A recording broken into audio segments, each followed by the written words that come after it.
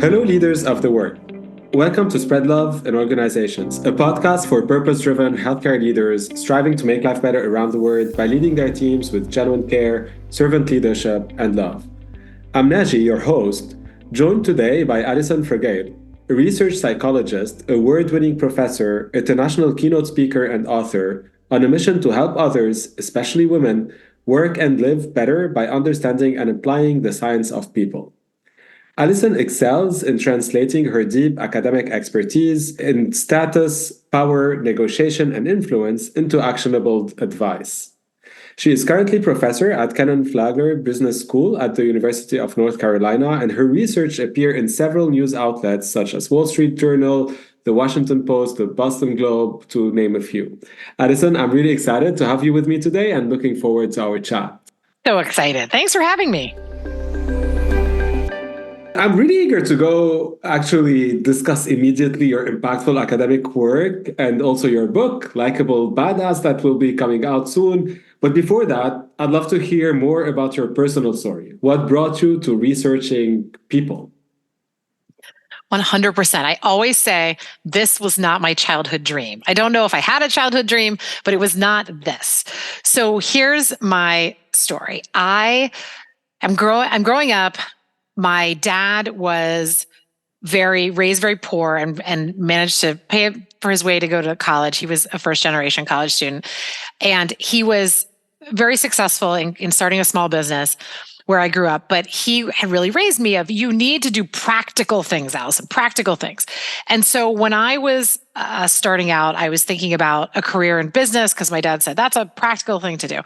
And so I went to school and I was a math and economics major in college because that was the closest thing I could come to studying and pursuing a career in business. And I had always had an interest in human behavior and psychology. There was a class offered in my high school. Every class that I could fit into my schedule in college, I took. But at the time, I had these words that I had to be focused on a practical career. And I did not have any guidance at the time as to how an interest in human behavior could be turned into my father's wish for a practical career that could pay bills. So I didn't do anything.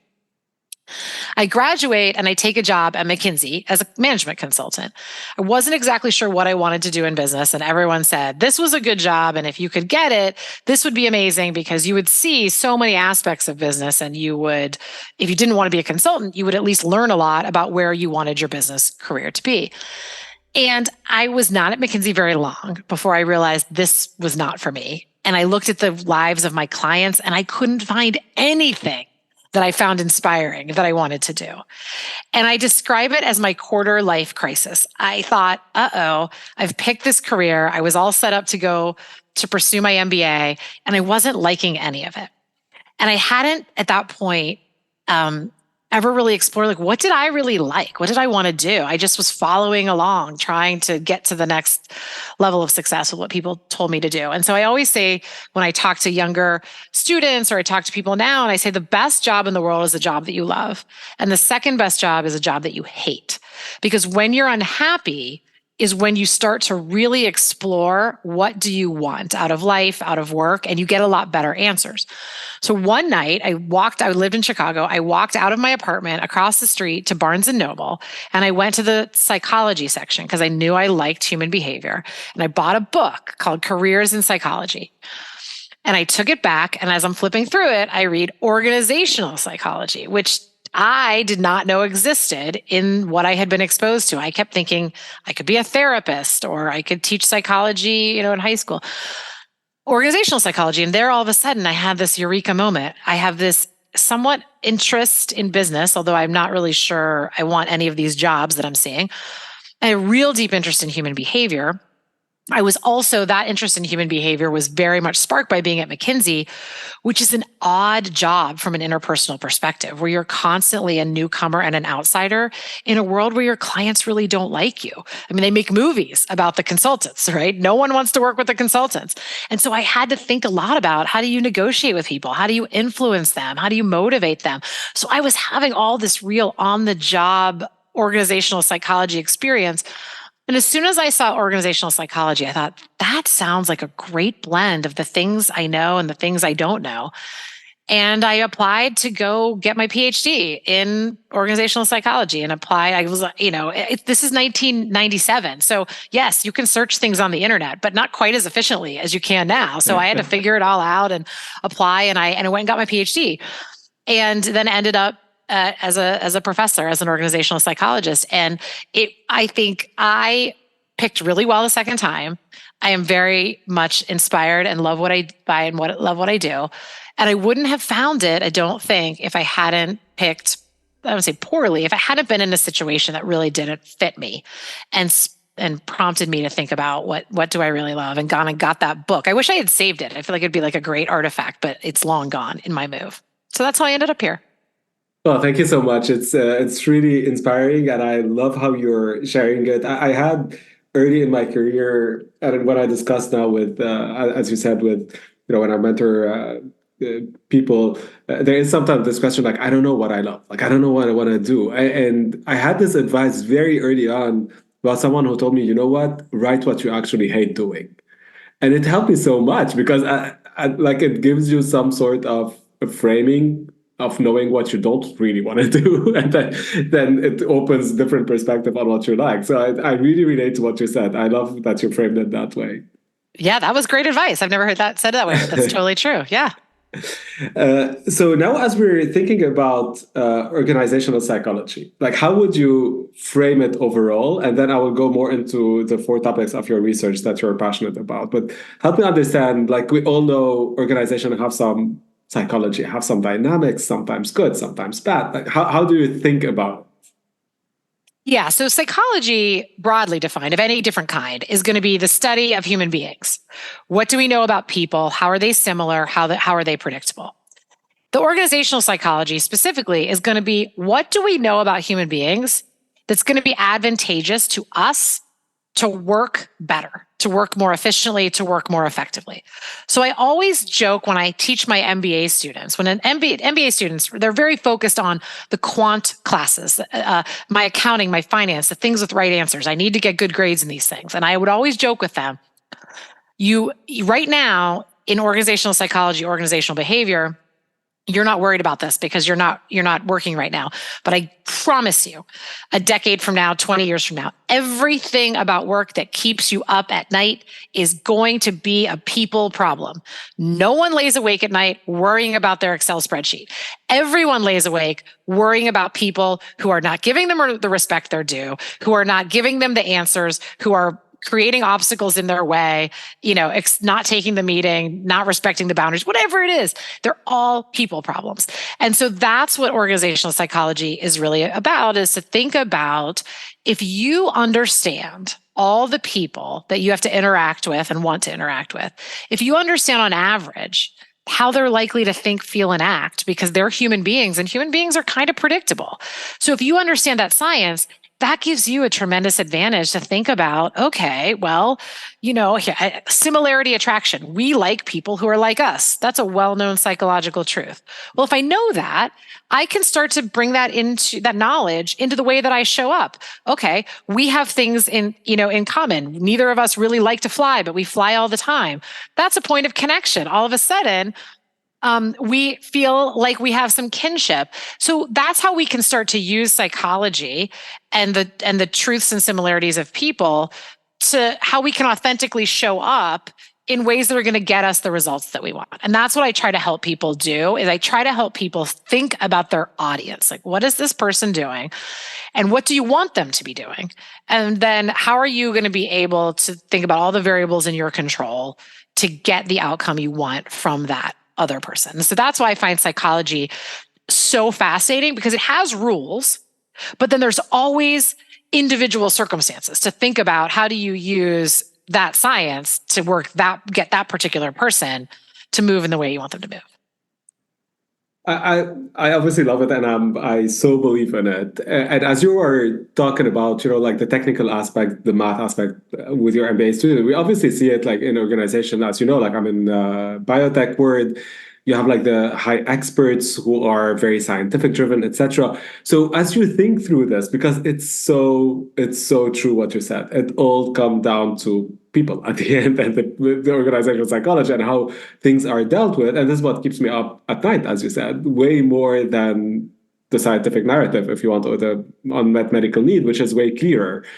But how would you help leaders see the importance of this, especially if they come from a background of purely technical, like MD, like me, PhD, who usually tend to see this as secondary? Yeah, I think people tend to see it as secondary only until they've struggled. So that's when I would have my full-time students, they were young enough that they hadn't really struggled too much. They hadn't been managing people. They were in school full-time. When you have somebody who's engaged in working, so you take a physician, for example, if they're a clinician, right? And let's say they're patient-facing, and you say, try to get your patients to do what you want them to do, what you know is in their best interest, right? Is the spreadsheet or the data or the study or the paper the thing that's going to move them? Maybe it should be the thing that moves them, but maybe it's not, right? Maybe it's the fact, right, that they're a big, Chicago Bears fan and their doctor can talk Chicago Bears. Okay, now I'll listen to your recommendations. So thinking about when people are in the engaged in work and trying to collaborate with people, every single day people will have some great successes, and every single day people will have great struggles. And so what I help people do is I say, okay, tell me something where it's hard for you to move people. Everyone can think of an example. And then what I try to do is help give them strategies for how could you use human behavior in addition to all the other tools that you have, right? So we are not going to, so being an expert is a psychological tool because people trust experts, people listen to experts. So having expertise, having data, having science doesn't run against psychology. It's part of psychology. Why would this person listen to me? Because I come from I have data, I'm educated, I come from a basis of knowledge, but there are all the other factors as well. And I help people point out what they are. So I'll use similarity as an example and then say, okay, well, let's think about how we could use this, or let's think about where you've seen this type of thing work. And that normally is what I really like about it, is everyone is always a psychologist all day long. So as long as they're engaged in work, you can pretty quickly point out a problem. They can agree it's a problem. And then you can think about, okay, what tools do we have that we can add in to what you're already doing that would more likely to get you the results you wanted? So, Alison, it's a great segue towards, you mentioned it, like status, expertise, power, influence, and this is a big part of your research. So as we talk about these four words, status, power, negotiation, influence, those you have really deeply researched. Can you share a little bit more with us your research on those topics, what comes out, and how to think about them? Yeah, so status and power. Status, I'll talk about what they are first. I'll talk about those two first, because that's I speak about all of these things, but I do a lot of research in the area of status and power. So status is respect. It's how much we are respected and valued by other people. That is, if you look at status in the dictionary, that is one definition you'll see. There are other definitions of how we use the term status, but when psychologists talk about status, we're talking about that specific definition, which is how much does one person respect and regard another person. So it's not your standing or your title, but it's respect and value. Power is, do you control resources that other people care about? So I'm a parent of a teenager. If I have the keys to the car are a resource that the teenager cares about, that gives me some power. If in an organization, I have the formal authority to control the budget, to say yes or no, to hire and fire, those are all valued resources. They give me power. Those are related but distinct. A lot of times the people who are very highly respected have the resources, and they're the people who get put in the positions to be able to control everything. So you can see them go hand in hand, but they are very distinct. And one of the things I help people understand is how to manage them separately, because there's a misconception that people have that is, if I'm powerful enough, everyone will respect me. And sometimes that can happen. We see someone who's in power, we think we must have done something good to get there, and we respect them. But a lot of times that is not what occurs. What's more likely to occur is the opposite, which is if people respect me, they're more willing to give me power. So when you think about situations where you have had the discretion to give someone power, sometimes we give someone power by electing to work under them.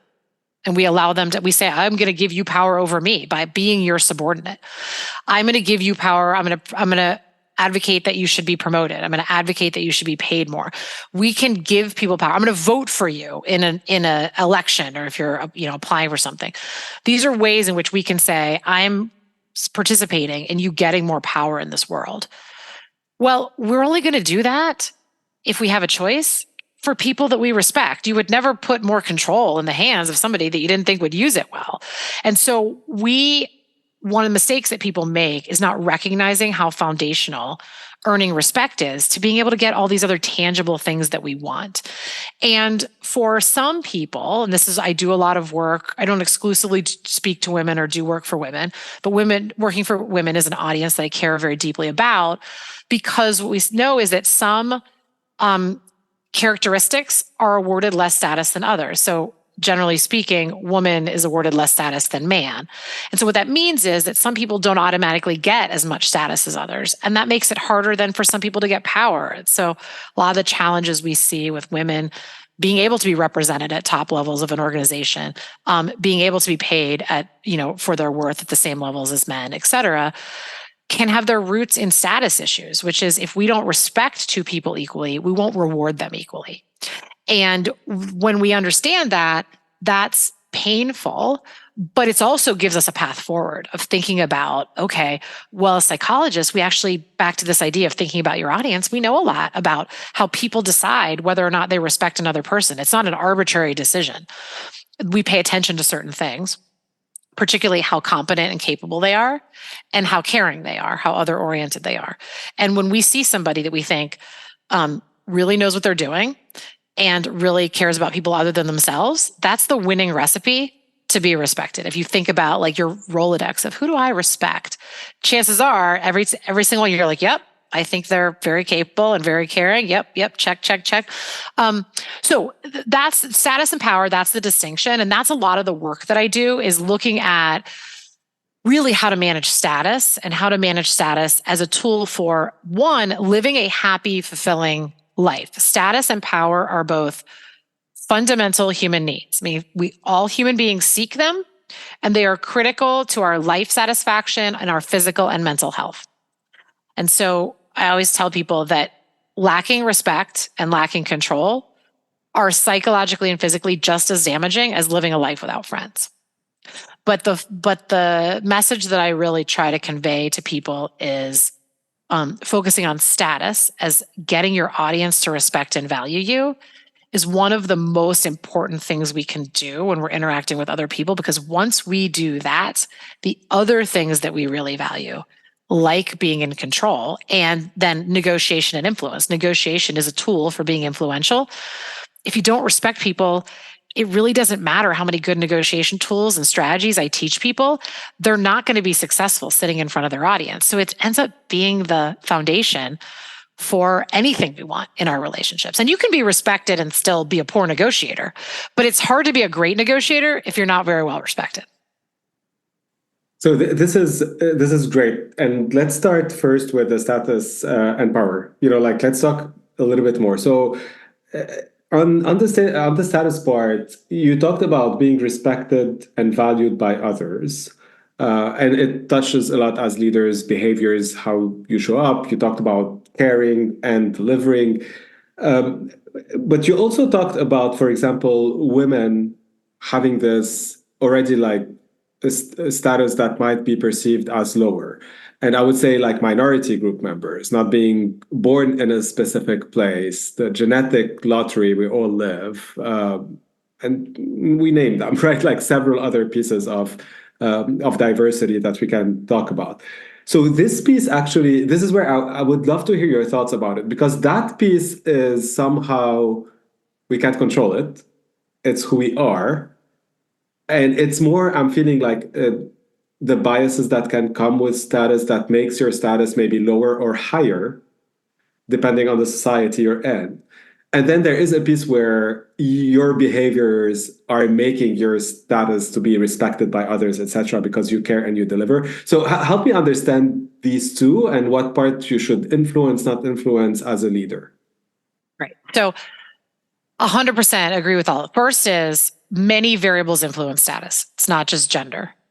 So there are, in status, we think of ascribed characteristics that influence status. So those are things we generally do not control. They have no basis for capability or anything, and they're often things that are set at birth, but they are outside of our control and unrelated to our actual skills and abilities. So you would have gender, you could have race, you could have other kinds of physical characteristics, height, weight, ethnicity, religion. I mean, you name it, you can have a status can be affected by it.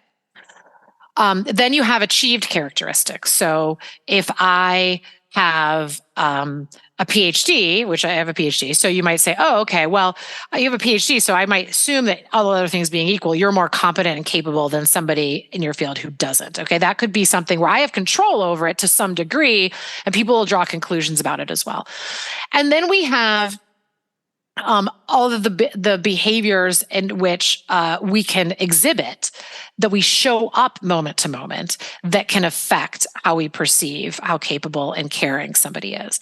So then those are things we can exert a high degree of control over. So some people are potentially, I would call them at risk. So you come from a medical world, right? And I'm not that kind of doctor, but some people can be born with greater propensity for some bad health outcome than other people, right? That's like an ascribed characteristic. It's not your fault. You didn't cause it. But guess what? If you live the same life as your neighbor, your life statistically may not be as good because you have a risk for a health outcome that your neighbor just doesn't have. And so therefore, what are the most controllable things you have left to make sure that you do get the life, the longevity, and the quality of life that you deserve? You may have to change your diet, right? You may have to change your sleep pattern or your exercise or whatever it is, and your neighbor doesn't.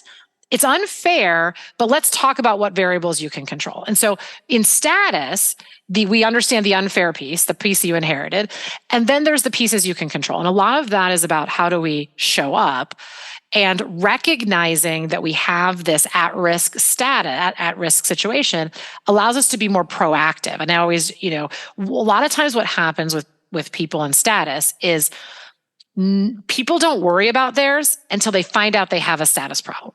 You show up in an organization, you start doing your work. You're like, I'm smart, I'm caring, I'm capable. Like, what's to worry about? I'm not really thinking about my gender or my race or anything. Like, I just doing my work until someone undervalues you.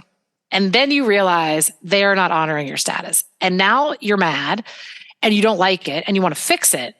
But now the person has already decided that you're not a person worthy of respect. Can you change their mind? 100%. You have changed your mind about people, I'm sure, in the past. I have too. But you know what? It takes a lot longer because once you've decided you don't value that person, they have to consistently kind of prove you wrong enough times until you finally are going to change your mind. It's a lot easier to shape it at the beginning. So I always say, like, if you think you have a risk for having, let's say, heart disease, no doctor would probably say, just, you know what, wait and see if the heart disease shows up. And if it shows up, come back and then we'll fix it. That's often when people call me about status. So what I like to think about is, how can you be proactive and know that everybody is at risk at times based on some characteristic of being undervalued? The proactive things to do would be to control how you show up in interactions.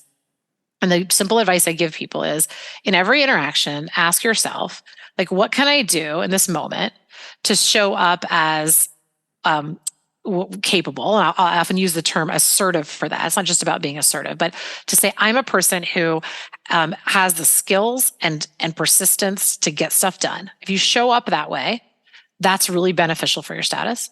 And if you show up and say, what's the thing that I could do that shows that I'm very caring and oriented toward other people? That's really beneficial as well. So a simple example would be offering advice where advice is welcome. Advice allows you to show up as an expert. Hey, I know something. And if I'm doing it in service to you, then I can show up as caring. Talking about my capabilities, right? And my qualifications. This is something I always used to feel really uncomfortable with when I stood in front of students and stood in front of audiences, is to say, I don't want to really give my resume. I just want to kind of show up and just talk to you. But people don't know who I am. If I'm not saying to them, hey, here's my qualifications, here's the different things I've done, then they would have no way of knowing, and they're drawing whatever conclusions they're drawing based on my gender and everything else they can see about me. But I also want to talk about, hey, I'm caring as well. So even from an introduction on stage, I could talk about both my skills and accomplishments, but also things that create similarity with my audience, and talk about the personal side of me, so that they can see me as a person they're connected to and they think of as friendly and other oriented. I tell jokes sometimes. It's kind of my natural style, but jokes are actually really affiliative behavior. So you can start to think about, how do I show up in interactions where I can bring both the capability and the caring? And it's subtle behaviors, things like that we do get a lot of control of. And for people who are at risk of lacking status, I always say, the quicker you do that in a relationship, before anyone has a moment to think about you, you want them to start thinking about you in this most positive way. And you can often do that in 30 seconds, 5 minutes in an interaction to get that relationship off in a way that advantages you. These are such amazing advices. So I'm going to keep on getting your advice on another topic, negotiation. Do it. Okay. Can you share with us the one advice as you go into a negotiation? Is there one advice or one behavior we should be doing to try and get to where we want to go in a negotiation? So I'm going to give you a couple. One. Okay, one. Move first. Okay.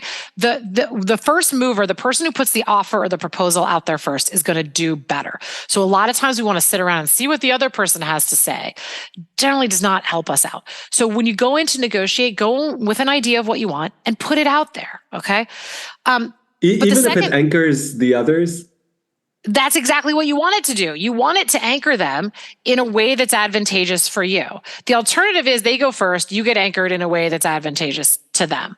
Yeah. So now, again, if I was going to do a whole course on this, we can find exceptions to everything. But in general, the research shows, and this is one of the things that contradicts people's assumptions a lot. They think the person that speaks first loses. I should hear what they have to say. And you can, but what's likely to happen, particularly if you're not extremely well prepared as to what a good outcome is that you'll start to be anchored to what they're saying, because you'll think that's what they want.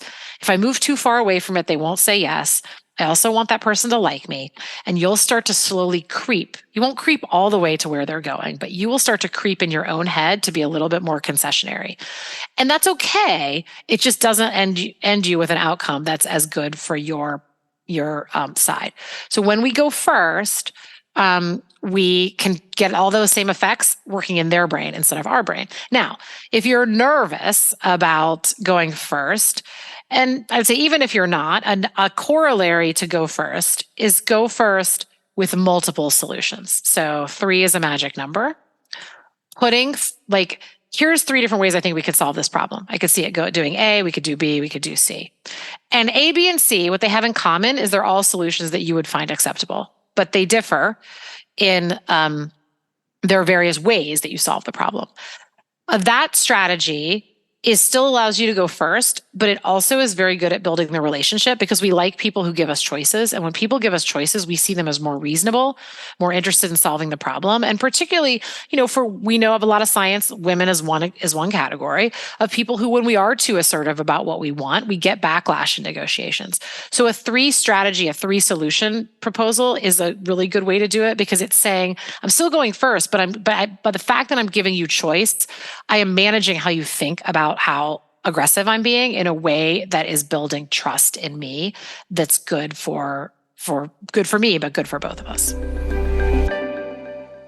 So I'm going to venture now in maybe a tricky space, but since you're passionate about psychology, people, you said we are predictable as humans, and all the science of people and the current word, where we're going today, We're seeing it all over the place. Wars, unfortunately, in all the parts of the world, extremism, etc. Can you make sense out of all the ongoing craziness from your psychology of people, and how do you think about this? Yeah, I can make sense of it. I can understand it. And I think a little bit like, I'll use the medical analogy again, that you joke, like when you have a medical ailment, the recommended solution depends on the specialty of the provider you go for, right? You go to the surgeon and the surgeon's like, yes, this is a surgical fix. And you go to the internist and they're like, okay, here's the medical fix. So as I'm going to tell you, it's status and power. They're fundamental human needs. Okay. When those things are taken away from people, people will do anything to get them back. When people feel like they are not respected, they don't behave well. When people feel like they don't have any control, they don't behave well, and they are desperate to get those things back. So if you think about things anywhere from world conflicts to like political debates at the holiday table, whatever it is, those are fights for status and power. Now, you layer in a world in which now there is no such thing as a private conversation. Why it feels like things are getting worse is that when we have an audience watching us or a perceived audience watching us, all of the lacking status, lacking power now feel worse because everyone knows about it. Now we feel ashamed. We feel like we can't change our mind. It's what people were saying, like, why are these negotiations now so intractable? Because negotiations involve people starting with position A and position B, and then figuring out how to find position C that works for everybody. But if you've gone on record to 10 people, 1 million people, 1 billion people, and said, I am going to go get position A, and you end up with position C, you worry that the world is going to think that you lost, when in fact, that's not at all what happened. And so when we've created a world in which there's no such thing as a private conversation, we've made it very hard for people to change their minds. We've made it very hard for people to pursue interest-based bargaining, which is, okay, if you want A and I want B, C actually gets you everything that A gets you. It gets you everything that B gets you. It's a good solution. It's just a different one than we both came in with. That's actually what smart negotiators do. But if the world doesn't understand that, then I'm now very concerned about how I'm going to be perceived. What am I concerned about? My status. Are people going to respect me less based on this? So I am like the surgeon who thinks everything can be operated on, okay? Status and power can explain all of it, adding in the fact that all of it is now done in front of essentially a worldwide audience is making these things feel fundamentally different than I think they felt to us at a point like earlier in our history or when we were kind of growing up. That's an incredible perspective. I'm going to give you now a word, and I would love for a reaction, like what first comes to mind. The first one is leadership. Difficult. Oh, that's my word. I think being a leader is really hard. I think it's one of the reasons why it's, a topic that people can endlessly want to read about, learn about, be better, because it requires us to set vision. I think that's probably the easier part, and then mobilize people to follow that vision. And that's the psychological part. And that's trying to reach a lot of different people who want a lot of different things and get them all to act in concert on a vision. It is really, really hard. And so I think it's one of the things that gets me excited about doing the kinds of work that I do, is to know that to lead is challenging for predictable psychological reasons. So I have a follow-up question on this. How do you reconcile leadership with status and power? Are they totally related? Is there different types of status and power depending on your leadership position? How do you think about this? Yeah. So again, the academic in me thinks of a leader as somebody doing these two things: setting vision and getting people to follow them. Not everybody and then there's power is, do I control resources? So again, if I have the car keys and my teenage son wants the car, I have power, but I'm not a leader, right? There's no vision, there's no followership, right? And you could say, and then status being respected. Now, a lot of people who are well respected, people want to follow them, But then they would also have to have the second component, which is, am I setting the vision and a direction for people to go? So that's where you could find a Venn diagram, if you will. There's certainly an overlap in the center where a successful leader is going to set vision and get people to follow them. They'll control the resources and they'll be highly regarded and respected. And that'll be part of mobilizing people to follow. So you have the space in the center, but you can always find people who are just one or two out of three, depending on what's going on. I would say, could you have a leader that had, you can, it's hard to have an effective leader that has no status, because I think you'd have a hard time mobilizing people to follow if nobody respects you and the vision. But certainly you can have people in power who don't have status. And then I would say, it's not really clear they're actually leading anything. So I think you can get all of them. I think I can draw the Venn diagram and put a person in each of those spaces. The second one is influence. Yeah. So, I mean, I think about what comes to mind. I think it's what we're doing all day long is getting other people to do what we want. And all of these things are tools. So status, power, and negotiation are just different tools for influence. If you think about it, right? Negotiation, if I'm going to move first or I'm going to present 3 solutions, those are just specific techniques to get somebody to do what you want them to do, right? I control the resources, so you're a little bit afraid of me and you need to do what I say so that I get the resources and I get rewarded. That's a tool for influence. It's why people want, care about power. And same with status. If you really respect and value me, you're going to more likely do what I say. 1, because you trust it's right. And 2, because you care what I think and what I think about you.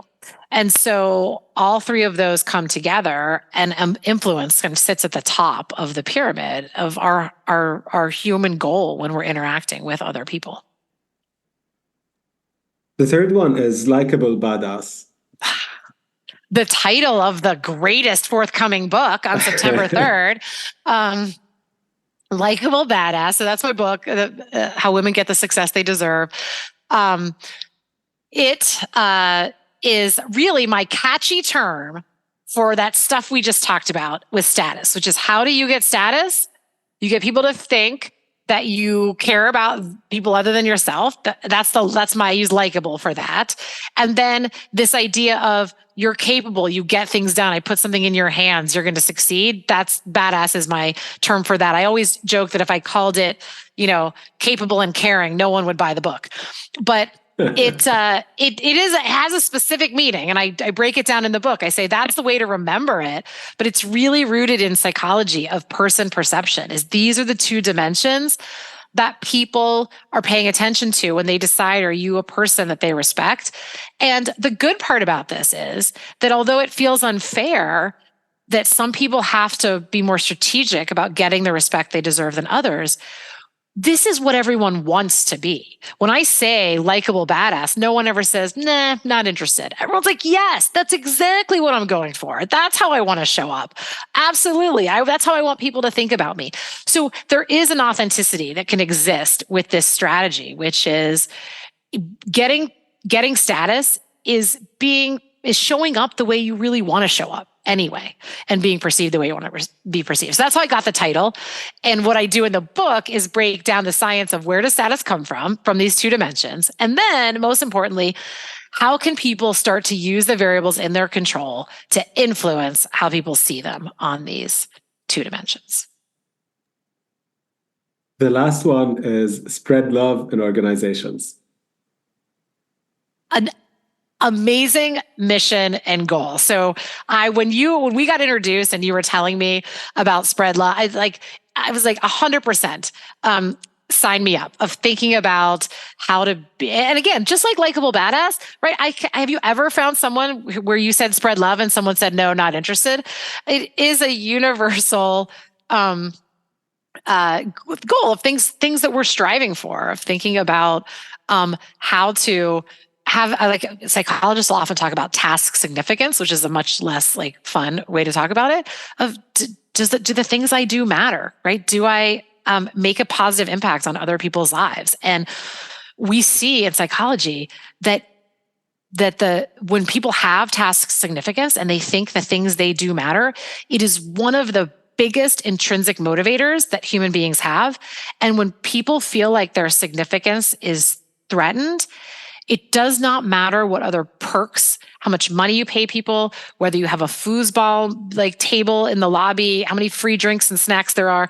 When people feel like the things they're doing don't have significance and don't matter, it's a huge deterrent. It's normally when people exit. So I think spread love is one of the biggest human motivators we have that gets us to show up every day and be excited about our work.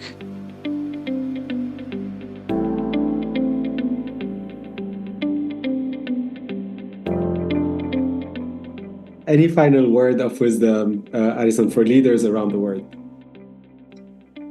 Be yourself in the most strategic way possible. This is one of the things that I always say is that strategic and authentic are not opposites. You can and should be both. So, just as an example, when I said we like people who are like us, like you can be strategic and say, hey, we have a lot of things in common. I'm going to talk about those things that we have in common. But there are things we legitimately have in common that we can tell we both light up when we start to talk about. That's the very authentic piece of it. So that would be my advice is, don't reject being strategic, because we have to be strategic with thinking about other human beings. But that does not mean, strategic does not mean the opposite of authentic. Look for ways to bring those together. And one of the things I love to do when I talk to individual people is to say, tell me who you are and what do you naturally like to do? And then let's think about how we tweak that on the margin to get you better results without you abandoning the way you like to show up. And I always promise people there's always a way. There's always a way to layer that in. So strategic and authentic, you can be both. Well, thank you so much. I can really stay with you for hours discussing it. Probably we need to do another follow-up discussion after the book is out, Likeable, Badass. I'll be waiting for it, reading it. I think it's in September, right? September 3rd, yeah. Awesome. Yeah. So we'll look forward to it. Thank you again for being with me today and for this incredible chat. Likewise. Again, I round to anytime you want. I love it. Thank you. And thank you all for listening to Spread Love in Organizations podcast. Subscribe and connect with us on SpreadLoveIO.com or wherever you listen to podcasts. Most importantly, spread love in your organizations and spread the word around you to inspire others and amplify this movement our world so desperately needs.